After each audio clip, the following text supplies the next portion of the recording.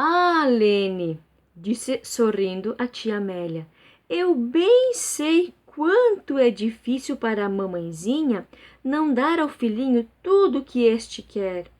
Mas não devemos fazer o que é mais fácil, por ser mais agradável. Nós, os crentes, precisamos pensar de, em primeiro lugar, agradar a Deus e fazer a sua vontade. Ainda que nos doa o coração, devemos ensinar os nossos filhos a obedecer. Tomemos ainda o caso que estávamos imaginando. Tu queres que a criança fique no berço e ela não quer e chora. Tu deves ensiná-la a obedecer. Se o menino chorar, verifique primeiro se ele tem razão. Levanta-o para arrotar, sem tirá-lo do berço, pois é possível que ele chore por causa do ar no estômago e queira arrotar. Verifica se os panos ainda estão limpos e enxutos. Se tudo está em ordem, vira-o um pouco de um lado para o outro, acalma-o com palavras carinhosas e fica com ele por alguns minutos. Provavelmente deixará de chorar e ficará contente, deitado no berço. Assim ele terá aprendido a primeira lição em fazer a vontade de sua mãe, em vez de ter tudo segundo a sua própria vontade. Se ele não para de chorar depois de teres feito tudo o que eu tenho dito, deixa-o chorando. Em pouco tempo, aprenderá que o choro não lhe traz tudo o que ele quer, que, ou chore ou não, deve fazer a vontade de sua mãe. Assim aprenderá também a primeira lição de obediência. No dia seguinte, Dona Amélia voltou para sua casa na cidade, deixando Lene com o pequerrucho para criá-lo para Deus. Noemi veio à tarde e encontrou-a sozinha. Ah, a tia Amélia foi-se embora? Agora sim! Você pode abandonar todos os ensinos impraticáveis que ela te deu e criar seu filhinho como todo mundo cria os seus, dizia Noemi com zombaria.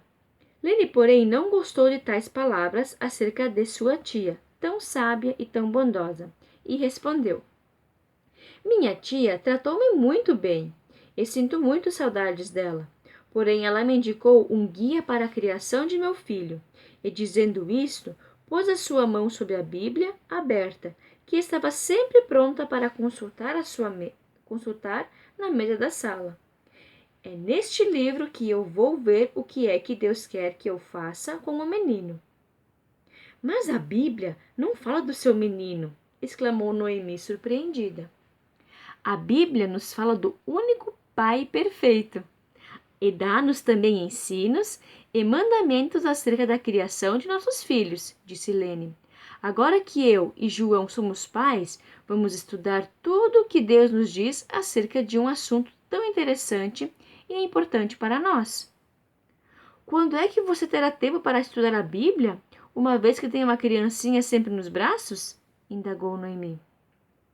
Meu filhinho não está nos meus braços, como você bem vê, respondeu Lene rindo. Ela já está deitada. Amamentei-o e deitei-o, logo que o sol se pôs, às 6 horas da tarde, mais ou menos, tal qual minha tia me ensinou.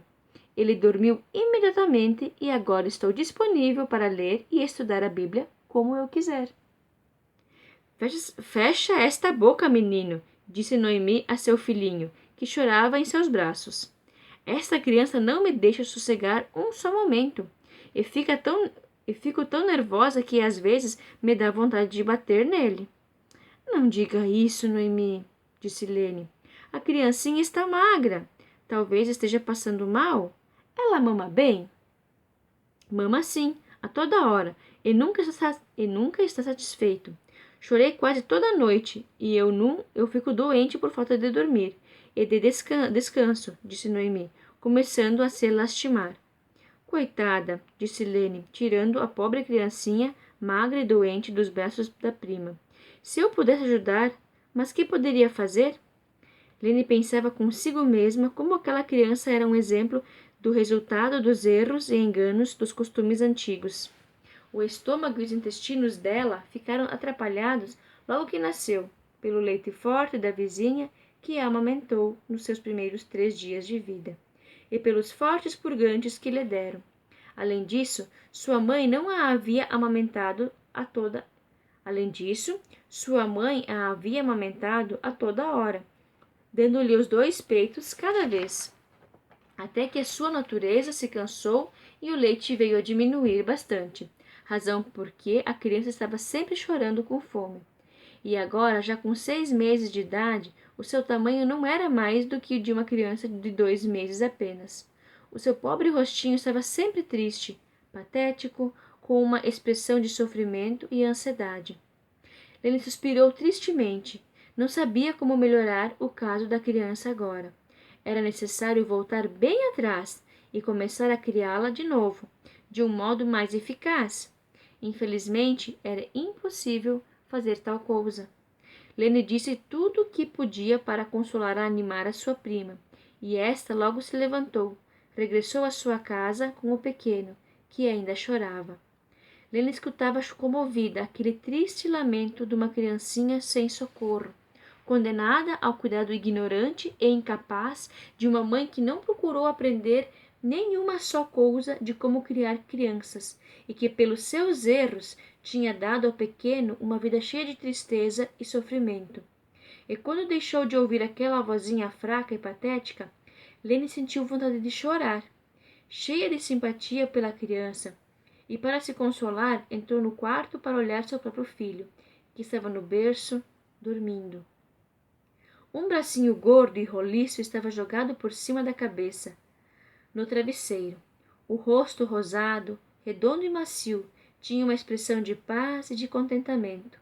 O fôlego saía-lhe da boca pequenina, tão suave e com uma regularidade que denotava saúde perfeita.